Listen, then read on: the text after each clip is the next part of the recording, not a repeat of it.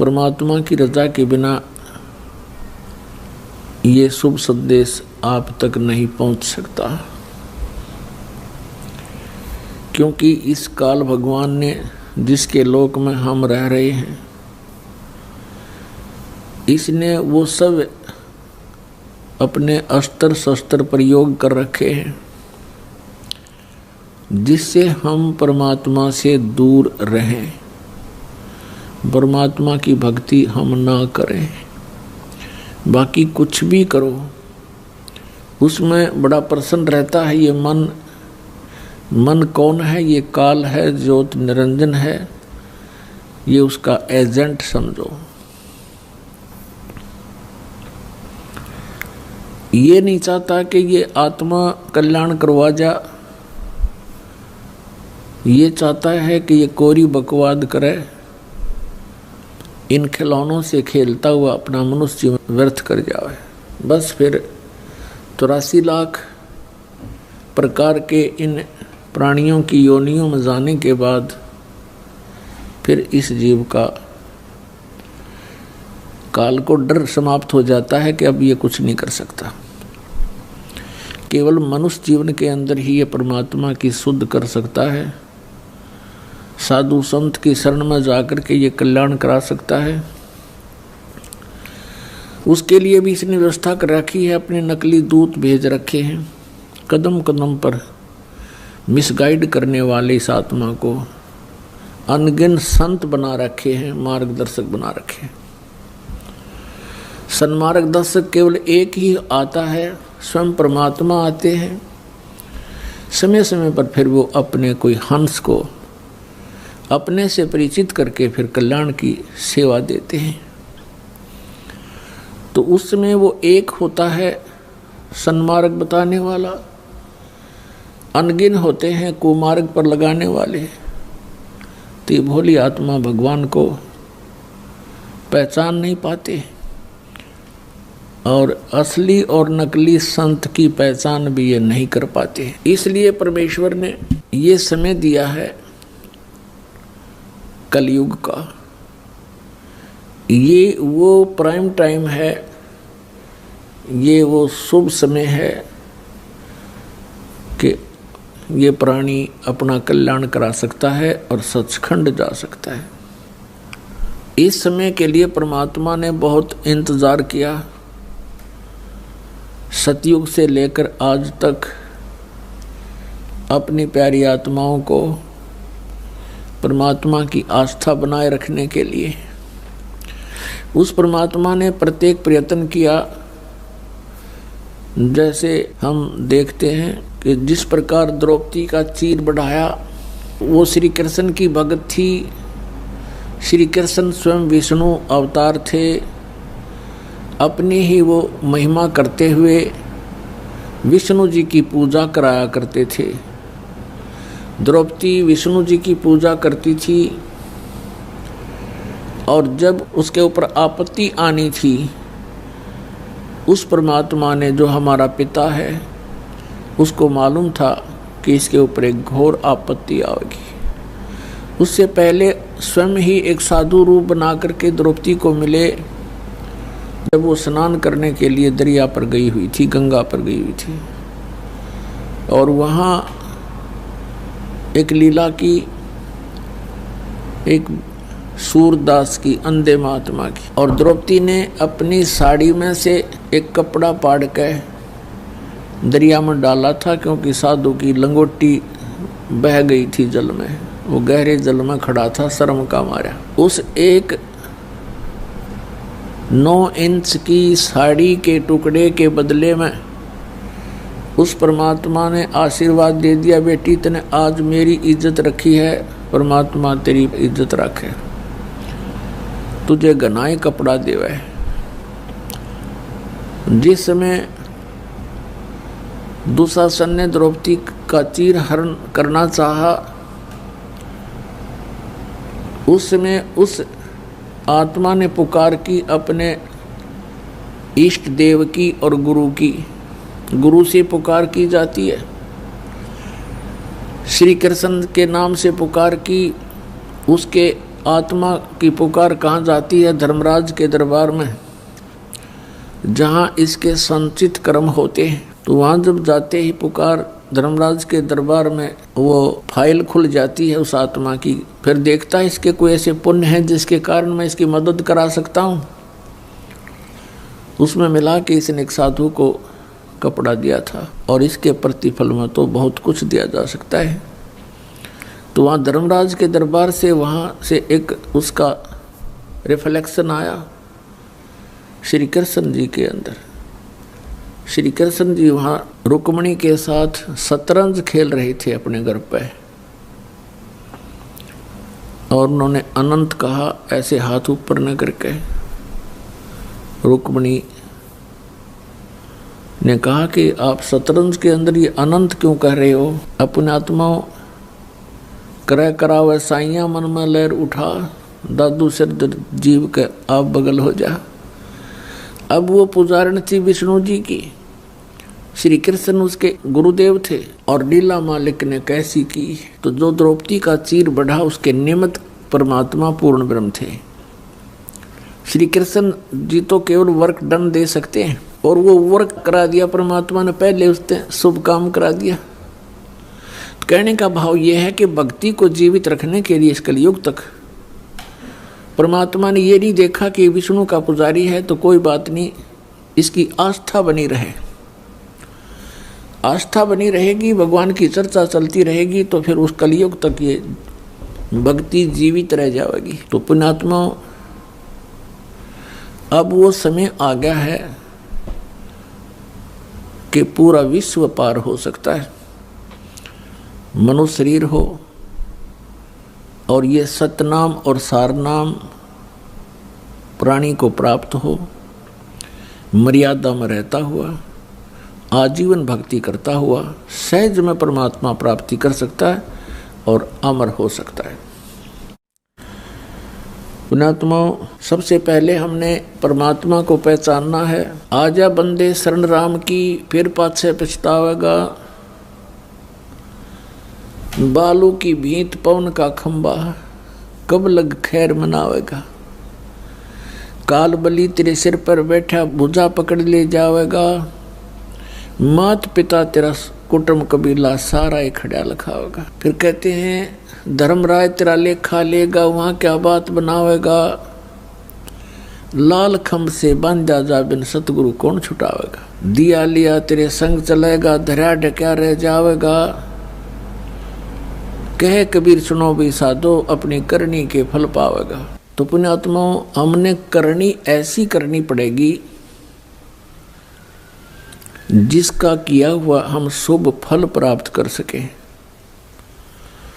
तो इसमें कहा कि आजा बंदे शरण राम की, फिर पीछे पछतावेगा। अब कौन से राम की शरण हमने ग्रहण करनी है, ये डिसीजन लेना है। आज सुबह के सत्संग में भी आपको जिक्र किया था, यदि हम ब्रह्मा विष्णु महेश की पूजा करते हैं तो ये तीनों नासवान हैं, इनकी भी जन्म मृत्यु होती है। इसके लिए आपको फिर से एक थोड़ा सा हिंट देते हैं। पुण्यात्माओं, ये सच्चाई इतनी गहरी चली गई, दूर चली गई हमसे, हमने झूठ को सच मान लिया। अब वो सच हमारे हृदय में बहुत देर से समाती है, ठहरती है। लेकिन परमात्मा ने ऐसा ज्ञान दे दिया है, इसमें सच्चाई अवश्य स्वीकार्य होगी। इस ज्ञान के आधार से हम परमात्मा को पहचान कर और मोक्ष प्राप्ति करेंगे। तो इसके लिए रह कर ये प्रमाण दिखाना अनिवार्य हो गया, क्योंकि कोई पुण्यात्मा प्रथम बार ये सुनता है कि ब्रह्मा विष्णु महेश नासवान हैं, इनकी जन्म मृत्यु होती है, इनके माता पिता हैं, तो एकदम स्ट्राइक होती है कि ये संत मेंटल तो नहीं है, इसका दिमाग खराब तो नहीं हो गया है। लेकिन बात इसके विपरीत होती है। इन अज्ञानियों ने हमें मेंटल बना दिया, अज्ञानी बना दिया, हमारा दिमाग खराब कर दिया, क्योंकि इन्होंने हमारे को शास्त्र विधि छोड़कर शास्त्र के विपरीत ज्ञान भर दिया और ये सब काल का जाल था। हम उन नासवान भगवानों की पूजा करके यहीं भटकते रहे, जन्मते मरते रहे, भूत प्रेत बनते रहे और कष्ट पे कष्ट उठाते रहे। आज हम आपको परमात्मा की पहचान कराते हैं। देखिएगा, श्रीमद् देवी भागवत गीता प्रेस गोरखपुर से प्रकाशित है। संपादक हैं हनुमान प्रसाद पोदार चिमनलाल गोस्वामी और ये गीता प्रेस गोरखपुर से प्रकाशित है।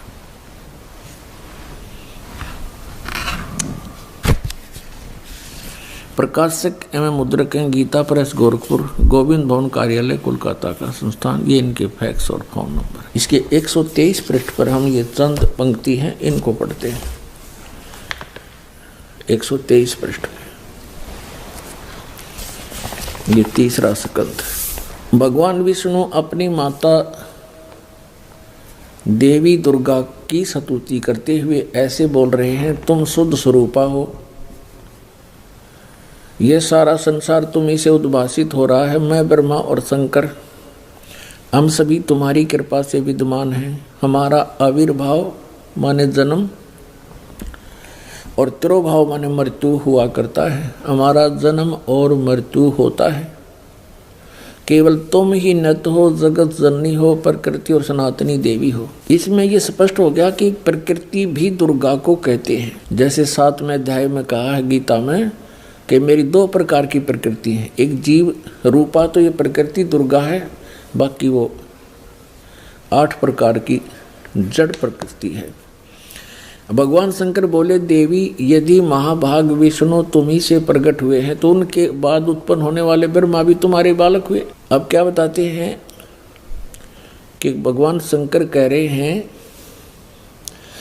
कि यदि भगवान विष्णु तुम्हीं से प्रकट हुए हैं तो उनके बाद उत्पन्न होने वाले ब्रह्मा भी तुम्हारे बालक हुए। फिर मैं तमोगुणी लीला करने वाला शंकर क्या तुम्हारी संतान नहीं हुआ? अर्थात मुझे भी उत्पन्न करने वाली तुम ही हो। सिवे संपूर्ण संसार की सृष्टि करने में तुम बड़ी चतुर हो। इस संसार की सृष्टि स्थिति और संहार करने में तुम्हारे गुण सदा समर्थ हैं। उन्हीं तीनों गुणों से उत्पन्न हम, रजगुण ब्रह्मा, सतगुण विष्णु, तमगुण शिव जी, उन्हीं तीनों गुणों से उत्पन्न हम ब्रह्मा विष्णु एवं शंकर नियमानुसार कार्य में तत्पर है। पुण्यात्माओं, इस पवित्र सतग्रंथ ने, पवित्र पुराण की 10 पंक्तियों ने 5 कंसेप्ट क्लियर कर दिए, 5 पॉइंट साफ कर दिए। एक तो ये कि ब्रह्मा विष्णु महेश नासवान हैं, इनकी जन्म मृत्यु होती है। दूसरे, इनकी माता दुर्गा है, देवी दुर्गा जी। तीसरा ये हो गया कि दुर्गा प्रकृति भी कहलाती है। रजगुण ब्रह्मा, सतगुण विष्णु, तमगुण शिव जी। चौथा ये हो गया। और 5वां ये हो गया कि केवल नियमित कार्य ही कर सकते हैं, जिसके जैसे कर्म है वैसा ही इनको दे सकते हैं। इसमें ये कोई परिवर्तन नहीं कर सकते। अब ये तो स्पष्ट के ब्रह्मा विष्णु महेश नासवान है, इनकी पूजा करेंगे तो हमें कोई लाभ नहीं, हम अमर नहीं हो सकते। गीता जी अध्याय नंबर 18 के श्लोक नंबर 62 में और गीता जी अध्याय नंबर 15 के श्लोक 4 में कहा है, उस संत से परमात्मा के तत्व ज्ञान को समझने के पश्चात परमेश्वर के उस परम पद की खोज करनी चाहिए, जहां जाने के बाद साधक फिर लौटकर कभी संसार में नहीं आते, और जिस परमेश्वर ने सर्व ब्रह्मांडों की रचना की है। और गीता ज्ञानदाता कहता है कि उसी की पूजा करो। ये है 15वें अध्याय का 4थे श्लोक। 18वें अध्याय के 62वें श्लोक में कहा कि अर्जुन, तू सर्वभाव से उस परमेश्वर की शरण में जा, उसकी कृपा से तू परम शांति को और सनातन परम धाम को प्राप्त होगा। इससे सिद्ध है कि गीता ज्ञानदाता से अन्य कोई और परम शक्ति है, जिसकी साधना करने से जन्म और मरण सदा के लिए समाप्त हो जाता है। अपने विषय में गीता ज्ञानदाता कहता है 2 अध्याय के 12वें श्लोक में, 4थे अध्याय के 5वें और 9वें श्लोक में, गीता अध्याय नंबर 10 के श्लोक नंबर 2 में गीता ज्ञानदाता कहता है, मेरे और तेरे अर्जुन बहुत जन्म हो चुके, तू नहीं जानता मैं जानता। तो पुण्यात्माओं, इससे सिद्ध हो गया कि गीता ज्ञानदाता ये ब्रह्म है 8वें अध्याय के 13वें श्लोक में कहता है ओम इति एकाक्षरम ब्रह्म व्यवहारन माम अनुसमरण ये प्रियाति तजन देहम सयाति परमाम गतिम। मुझ ब्रह्म का केवल एक ओम मंत्र है, इसका उच्चारण करते हुए ये जो सिमरन करता हुआ शरीर त्याग कर जाता है, वो ओम से मिलने वाली जो परम गति है उसको प्राप्त हो जाता है। ओम से परम गति कौन सी प्राप्त होती है? ब्रह्म लोक प्राप्ति होती है। और ओम नाम ब्रह्म का है। इससे ऊपर दो परमात्मा और हैं ब्रह्म से ऊपर। इस ब्रह्म को सरपुरुष भी कहते हैं, इसको सरब्रह्म भी कहते हैं, ज्योति निरंजन काल भी कहते हैं। गीता जी अध्याय नंबर 15 के श्लोक नंबर 16 में दो पुरुष बताए, सरपुरुष और अक्षर पुरुष। सरपुरुष तो ये ब्रह्म है, ये 21 ब्रह्मांड का स्वामी है, और अक्षर पुरुष ये 7 संख ब्रह्मांड का प्रभु है, स्वामी है। और ये दोनों ही नाशवान हैं। इनके अंतर्गत जितने प्राणी हैं वो भी नाशवान हैं। जीवित आत्मा किसी की मरती नहीं, ये विषय अलग है, क्योंकि कुत्ते की भी ना मरती हो तो गधे की भी नहीं मरती। गीता जी अध्याय नंबर 15 के श्लोक नंबर 17 में फिर बताया कि उत्तम पुरुष है तू अन्य परमात्मा इति उदाहरते है। वह श्रेष्ठ परमात्मा तो प्रभु तो कोई और है, पुरुष तो कोई और है। वो 16वें श्लोक में वर्णित दोनों से अलग है, सरपुरुष और अक्षर पुरुष से भी अन्य है। और वही तीनों लोकों में प्रवेश करके सबका धारण पोषण करता है। वो अव्यय ईश्वर है, वो अविनाशी परमात्मा है। तो पुण्यात्मा गीता अध्याय नंबर 8 के श्लोक नंबर 1 में अर्जुन ने प्रश्न किया गीता ज्ञानदाता से कि आप जी ने अध्याय नंबर 7 के श्लोक 29 में जिस तत्ब्रह्म के विषय में कहा है कि उस तत्ब्रह्म को जानकर जो व्यक्ति जरा और मरण से छूटने का प्रयत्न करते हैं, जरा मीन वृद्धावस्था, मरण माने मृत्यु, जरा और मरण केवल सतलोक में जाने से समाप्त होती है, सचखंड में। वहाँ वृद्धावस्था नहीं है। अपने आत्माओं प्रत्येक सदग्रंथ को हम गहराई से समझेंगे, उसमें बहुत गूढ़ रहस्य हैं, सांकेतिक शब्द बहुत हैं। अब जरा मरण क्यों लिखा यहाँ पर? जन्म मृत्यु क्यों नहीं कहा? जरा मरण का अर्थ है जरा माने वृद्ध अवस्था नहीं है वहां पर, तो इसका मतलब सृष्टि है वहां पर जीवन है, जहां के लिए संकेत किया जाता है सनातन परम धाम का। और ये नकली पंथों के संत कहते हैं वहाँ तो प्रकाश ही प्रकाश है, परमात्मा का नूर ही नूर है, और उस प्रकाश परमात्मा के अंदर आत्मा ऐसे लीन हो जाती है जैसे बूंद समुद्र में। परमात्मा निराकार है, प्रकाश ही प्रकाश है। तो ये है वह लोक वेद दंत कथा नकली पंथ जो काल के बनाए हुए तैयार किए हुए। अब ये सब फ्यूज हो जाएंगे। बुद्धिमान समाज है, आज जरा सा ध्यान इधर देंगे तो बहुत आसानी से समझ जाएंगे, सेकंडों में समझेंगे। इस तरह का ज्ञान दास ने परमात्मा कबीर जी की कृपा से आपके समक्ष कर दिया है। तो उसमें कहा कि जरा और मरण से छूटने का जो प्रयत्न करते हैं वो तत्ब्रह्म विदु, तत्ब्रह्म से उस तत्ब्रह्म को जानते, तत्ब्रह्म को से परिचित हैं, सारे आध्यात्मिक ज्ञान से परिचित हैं और सब कर्मों से परिचित हैं। अर्जुन ने 8वें अध्याय के प्रथम मंत्र में पूछा, प्रभु फिर किम तत्ब्रह्म? वो तत्ब्रह्म क्या है, अध्यात्म क्या है और ये कर्म क्या है, मुझे डिटेल से बताइए। 8वें अध्याय के 3 श्लोक में गीता ज्ञानदाता ने कहा कि वो परम अक्षर ब्रह्म है। तो पुण्यात्मा परम अक्षर ब्रह्म कहो, परम अक्षर पुरुष कहो, सरपुरुष कहो, सरब्रह्म कहो, अक्षर पुरुष कहो, अक्षर ब्रह्म कहो, ये 3 परमात्मा है, सरपुरुष, अक्षर पुरुष और परम अक्षर पुरुष। इनको हम ऐसे भी बोल सकते हैं सरब्रह्म, अक्षर ब्रह्म और परम अक्षर ब्रह्म।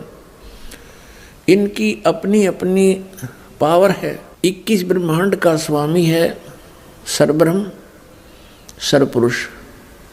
7 संग ब्रह्मांड का प्रभु है अक्षर पुरुष, अक्षर ब्रह्म, जिसको परब्रह्म भी कहते हैं।